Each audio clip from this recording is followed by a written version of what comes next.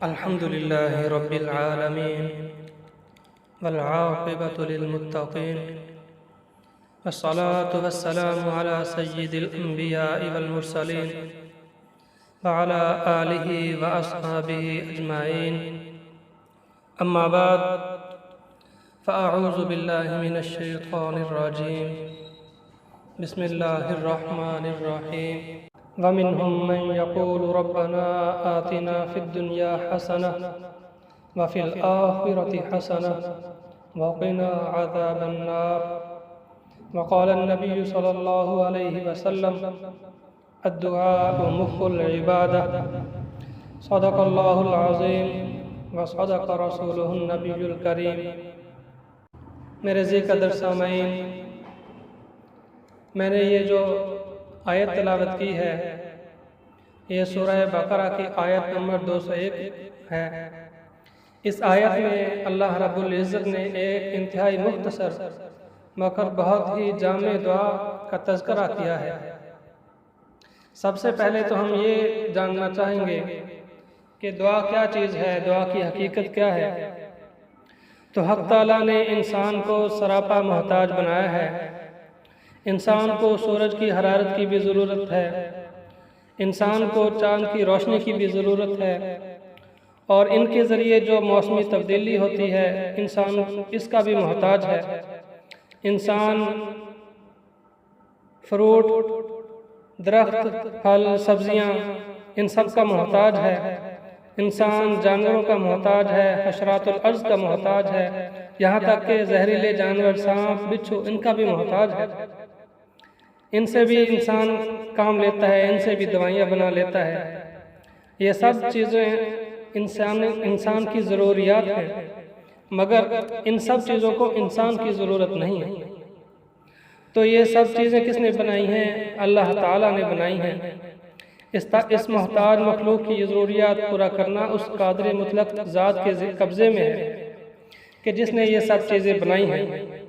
تو اس محتاج مخلوق کا اپنے بے نیاز خالق و مالک رازق کے سامنے ہاتھ پھیلانے کا نام دعا ہے. تو اس دعا کی فضیلت میں اللہ تعالیٰ نے قرآن میں بھی بہت سی آیات نازل فرمائی ہیں، اور ایسے ہی احادیث میں بھی دعا کی بہت ساری فضیلت آئی ہے. قرآن کریم میں ہے: وَإِذَا سَأَلَكَ عِبَادِي عَنِّي فَإِنِّي قَرِيبٌ أُجِيبُ دَعْوَةَ الدَّاعِ إِذَا دَعَانِ فَلْيَسْتَجِيبُوا لِي وَلْيُؤْمِنُوا بِي لَعَلَّهُمْ يَرْشُدُونَ. کہ جب میرے بندے میرے بارے میں پوچھیں تو میں بہت قریب ہوں، پکارنے والے کی پکار کو سنتا ہوں، قبول کرتا ہوں. جب کوئی مجھے پکارتا ہے، مجھے بلاتا ہے تو میں اس کی پکار کو سنتا ہوں، اس کا جواب دیتا ہوں. ایسے ہی فَلْيَسْتَجِيبُوا لِي، تو چاہیے کہ میرے بندے میرے حکموں پر عمل کریں اور مجھ پر ایمان لائیں تاکہ وہ ہدایت پائیں. ایک اور جگہ فرمایا: ادعوا ربکم تضرعا وخفیہ انہ لا یحب المعتدین. اور فرمایا: وقال ربکم ادعونی استجب لکم. احادیث میں دعا کے بارے میں بہت ساری احادیث آئی ہیں. فرمایا: الدعاء مخ العبادہ، کہ دعا عبادت کا مغز ہے. ایسے ہی ایک جگہ فرمایا کہ اللہ تعالیٰ کے نزدیک دعا سے بڑھ کر کوئی چیز نہیں. ایک روایت میں حضور اقدس صلی اللہ علیہ وسلم نے ارشاد فرمایا کہ تم میں سے جس کے لیے دعا کا دروازہ کھل گیا اس کے لیے رحمت کے دروازے کھل گئے. حضور نبی کریم صلی اللہ علیہ وسلم نے فرمایا: میں تمہیں وہ چیز بتلاتا ہوں جو تمہیں تمہارے دشمنوں سے نجات دلائے اور تمہاری روزی بڑھائے. وہ یہ کہ تم رات دن میں جس وقت بھی موقع ملے اللہ تعالیٰ سے اپنی حاجات کے لیے دعا مانگا کرو، کیونکہ دعا مسلمانوں کا ہتھیار ہے. ایسے ہی حضور صلی اللہ علیہ وسلم نے فرمایا: کیا میں تم کو وہ چیز نہ بتاؤں جو تم کو دشمن سے نجات دلائے اور تمہارے لیے روزی برسائے؟ وہ یہ کہ تم اللہ تعالیٰ کو پکارتے رہو دن اور رات میں. یہ اس لیے کہ دعا مومن کا ہتھیار ہے جو ہر قسم کے بلاؤں کے محافظ اور حصول مال و جاہ کے لیے برابر وسیلہ ہے. مسلمان کی 3 عادتیں اللہ تعالیٰ کو بہت پیاری لگتی ہیں. حضور نبی کریم صلی اللہ علیہ وسلم سے حضرت جبرائیل علیہ السلام نے فرمایا: اللہ تعالیٰ کو اپنے بندوں کے 3 عادات بہت پسند ہیں.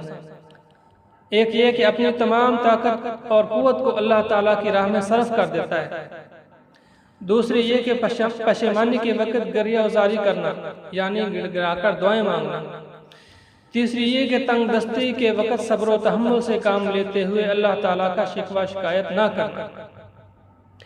ایک بزرگ ہیں جو فرماتے ہیں کہ جب تین قلوب ایک میں جمع ہو کر دعا کرتے ہیں تو ایسی دعا رد نہیں ہوتی۔ تین قلوب ایک میں جمع ہو کر دعا کرتے ہیں تو ایسی دعا رد نہیں ہوتی۔ ایک سورہ یاسین کہ جو دل ہے قرآن پاک کا، دوسرا آخری شب یعنی سحر و تہجد کا وقت جو دل ہے رات کا، اور ایک دل اللہ تعالیٰ کے مومن بندے کا دل ہے۔ لہٰذا جس وقت یہ تینوں دل جمع ہو جاتے ہیں تو دعا ضرور قبول ہو جاتی ہے۔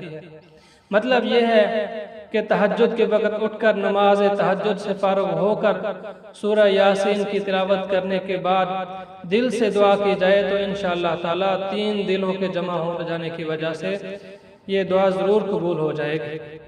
عارف ربانی حضرت شیخ سہل بن عبداللہ تستری فرماتے ہیں، اللہ تعالیٰ نے مخلوق کو پیدا کرنے کے بعد فرمایا کہ اے میرے بندو، راز مجھ سے کہو، اگر راز نہ کہہ سکو تو نظر مجھ پر رکھو، اگر یہ بھی نہ ہو سکے تو حاجت تو صرف مجھ ہی سے طلب کیا کرو، اگر ایسا کرو گے تو تمہاری حاجت روائی کی جائے گی۔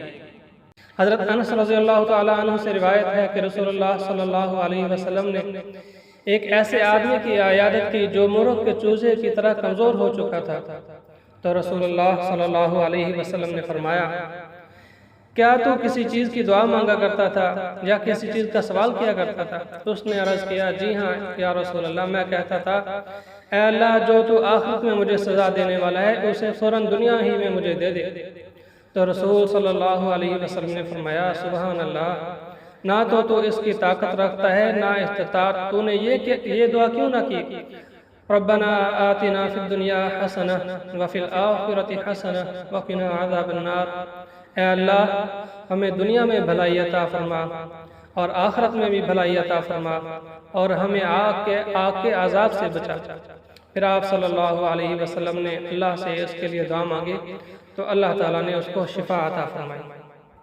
اب آتے ہیں اس دعا کی طرف، ربنا آتنا فی الدنیا حسنہ وفی الآخرۃ حسنہ، اے اللہ ہمیں دنیا میں بھلائی عطا فرما اور آخرت میں بھی بھلائی عطا فرما۔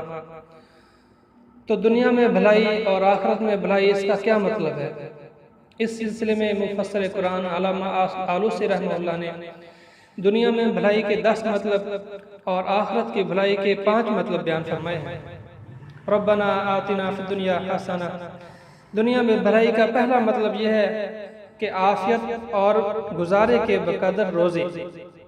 ملا علی قاری رحمہ اللہ فرماتے ہیں، عافیت کا مطلب ہے کہ دین فتنہ سے محفوظ ہو اور بدن برے امراض اور محنت شاقہ سے محفوظ ہو۔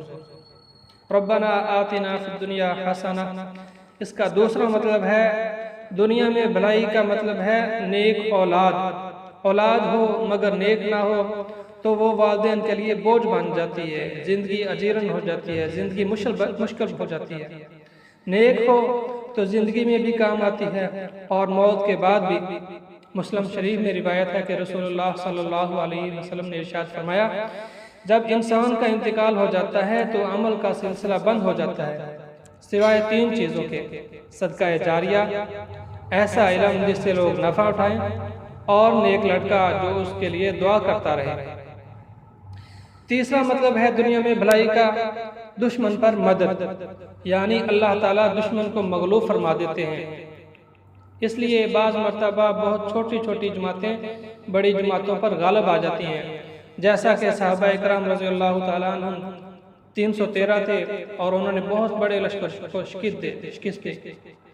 چوتھا مطلب ہے دنیا میں بھلائی کا لوگوں میں نیک نامی اور مقبولیت کا مل جانا، عزت کا مل جانا۔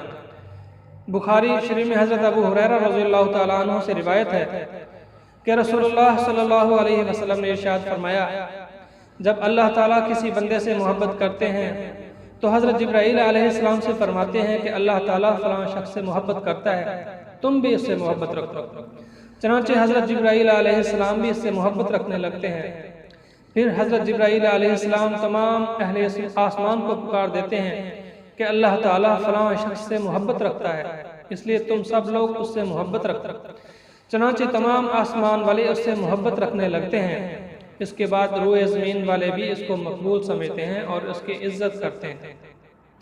دنیا میں بھلائی کا پانچواں مطلب ہے علم و عبادات، یعنی ایسا علم جس پر عمل ہو اور عبادت کی توفیق ہو۔ دنیا میں بھلائی کا چھواں مطلب یہ ہے کتاب اللہ کی سمجھ ہو جانا، دین کی سمجھ ہو جانا۔ جس کے پاس دین کا علم ہو مگر سمجھ نہ ہو تو اس کی مثال ایسی ہے جیسے کسی کے پاس ہتھیار تو ہو مگر چلانا نہ جانتا۔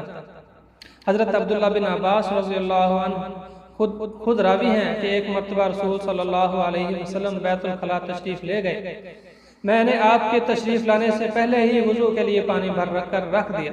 آپ نے دریافت فرمایا کہ پانی کس نے رکھا ہے؟ میں نے عرض کیا میں نے رکھا ہے۔ آپ نے میرے لیے دعا فرمائی، اللہم فقہ فی الدین، اے اللہ اس کو دین کی سمجھ عطا فرما، تفقہ فی الدین عطا فرما۔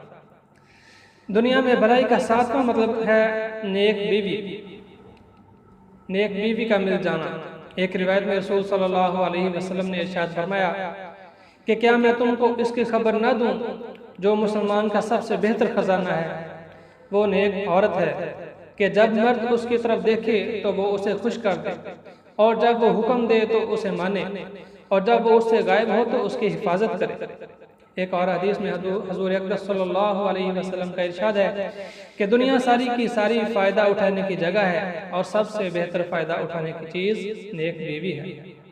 ایک اور حدیث میں رسول صلی اللہ علیہ وسلم نے ارشاد فرمایا کہ جو عورت 5 وقتہ نماز پڑھے، رمضان کے روزے رکھے، اپنی شرمگاہ کی حفاظت کرے اور شوہر کی اطاعت کرے تو وہ جنت کے جس دروازے میں سے داخل ہونا چاہے ہو جائے۔ دنیا میں بھلائی کا 8واں مطلب ہے حلال روزی۔ حضرت عبداللہ بن مسعود رضی اللہ تعالیٰ عنہ کہتے ہیں رسول اکریم صلی اللہ علیہ وسلم نے فرمایا حلال روزی کمانا عبادات میں فرائض کے بعد ایک فرض ہے۔ حضرت ابو سعید خدری رضی اللہ تعالیٰ عنہ راوی ہیں کہ سرکار دو عالم صلی اللہ علیہ وسلم نے ارشاد فرمایا کہ جس آدمی نے حلال رزق کھایا، سنت کے طریقہ پر عمل کیا اور اس کی زیادتیوں سے لوگ امن میں رہے تو وہ جنت میں داخل ہوگا۔ ایک آدمی نے عرض کیا یا رسول اللہ ایسے لوگ تو آج کل بہت ہیں۔ آپ صلی اللہ علیہ وسلم نے فرمایا اور میرے بعد بھی ایسے بہت سے لوگ ہوں گے۔ دنیا میں بھلائی کا 9واں مطلب ہے صحبت صالحین، یعنی نیک لوگوں کی صحبت مل جانا۔ ایک حدیث میں رسول صلی اللہ علیہ وسلم نے اچھے اور برے دوست کی مثال بیان فرمائی کہ اچھے دوست اور برے دوست کی مثال کستوری اٹھانے والے اور بھٹی جونکنے والے کی مانند ہے۔ کستوری اٹھانے والا تو آپ کو ہدیے میں یا تو دے دے گا یا آپ اس سے خود خرید لیں گے، یا کم از کم اگر وہ نہ بھی دے تو آپ کو خوشبو تو مل ہی جائے گی نا اس کی، جبکہ بھٹی جونکنے والا آپ کے کپڑوں کو چلا دے گا یا کم از کم آپ اس سے بدبو پائیں گے۔ 10واں مطلب دنیا میں بھلائی کا یہ ہے کہ نیک کام کی توفیق ہو جانا۔ توفیق کی 3 علامتیں ہیں۔ ایک یہ کہ نیکی کے کاموں میں بلا ارادہ مشغول ہو جانا، دوسرا گناہوں کے خواہش کے باوجود ان سے دوری کا پیدا ہونا، تیسرا تنگی اور آسانی کی حالت میں اللہ تعالیٰ کی بارگاہ کی جانب محتاجی اور ضرورت کے دروازے کا کھلا ہوا ہونا۔ اس کے بعد ہے آیت کا دوسرا حصہ وَفِي الْآخِرَةِ حَسَنَةٌ۔ اس آیت میں دعا کے دوسرے ٹکڑے کا مطلب ہے پروردگار تو ہمیں آخرت میں بھی بھلائی عطا فرما۔ علامہ آلوسی رحمہ اللہ نے آخرت میں بھلائی کے 5 مطلب بیان فرمائے۔ پہلا مطلب یہ ہے کہ جنت میں داخلہ مل جانا۔ ایک گناہگار بندے کے لیے اس سے بڑھ کر اور کیا نعمت ہو سکتی ہے کہ اسے جنت کا داخلہ مل جائے، اور حدیث پاک میں ہے کہ ایک ادنا جنتی کو جنت میں دنیا سے 10 گنا بڑا حصہ دیا جائے گا۔ دوسرا مطلب آخرت میں بھلائی کا ہے کہ قیامت کے دن کی شدت اور برے حساب سے سلامتی۔ بخاری شریف کی حدیث ہے کہ 7 خوش نصیب بندوں کو اللہ تعالیٰ اپنے عرش کا سایہ نصیب فرمائیں گے، ایسے ماحول میں کہ جب لوگ نفسی نفسی کی حالت میں ہوں گے۔ تیسرا مطلب آخرت میں بھلائی کا حور عینہ کا مل جانا ہے۔ ایک حدیث میں ہے کہ ادنا جنتی کو جنت میں 72 حوریں ملیں گی۔ آخرت میں بھلائی کا چوتھا مطلب ہے حق تعالیٰ کی رؤیت و دیدار کی لذت، جو آخرت کی نعمتوں میں سب سے عظیم نعمت ہے۔ ایک روایت میں نبی اکرم صلی اللہ علیہ وسلم کا ارشاد ہے کہ جب جنت والے جنت میں اور جہنم والے جہنم میں داخل ہو جائیں گے تو پکارنے والے پکارے گا کہ اے جنت والو، اللہ کے پاس تمہارا ایک وعدہ ہے اور وہ اسے پورا کرنا چاہتا ہے۔ جنتی کہیں گے وہ کیا وعدہ ہے؟ کیا اللہ تعالیٰ ہمارے نیک اعمال کو وزنی نہیں کیا؟ اللہ تعالیٰ نے کیا ہمارے چہروں کو روشن اور تابناک نہیں کیا؟ ہمیں جنت میں داخل نہیں کیا اور ہمیں جہنم سے نجات نہیں دی؟ آپ صلی اللہ علیہ وسلم نے فرمایا کہ پھر اللہ تعالیٰ اپنے چہرے سے پردہ ہٹا دے گا، لوگ اس کا دیدار کریں گے۔ اللہ کی قسم، اللہ کے عطیات میں سے کوئی بھی چیز ان کے نزدیک اس کے دیدار سے زیادہ محبوب اور ان کی نگاہ کو ٹھنڈی کرنے والی نہ ہوگی۔ آخرت میں بھلائی کا پانچواں مطلب ہے اللہ تعالیٰ کی رحمت اور احسان۔ اب یہ خود اندازہ لگائیے کہ اللہ کی رحمت اور احسان جس پر ہوگا تو اس کو کیا کیا انعامات ملیں گے۔ آخر میں اس مختصر و جامع ترین دعا کا آخری جملہ ہے یہ کہ وقنا عذاب النار، ہمیں جہنم کی آگ سے بچا لیجیے۔ ایک حدیث میں ہے حضور اکرم صلی اللہ علیہ وسلم نے ارشاد فرمایا کہ جہنم کو 1000 سال تک دھونکا گیا تو اس کی آگ سرخ ہو گئی، پھر 1000 سال تک دھونکا گیا تو اس کی آگ سفید ہو گئی، پھر 1000 سال تک دھونکا گیا تو اس کی آگ سیاہ ہو گئی، چنانچہ جہنم اب سیاہ تاریک ہے۔ اللہ تعالی ہمیں دنیا و آخرت کی بھلائیاں عطا فرمائے اور جہنم سے ہم سب کی مکمل حفاظت فرمائے۔ وآخر دعوانا الحمدللہ رب العالمین۔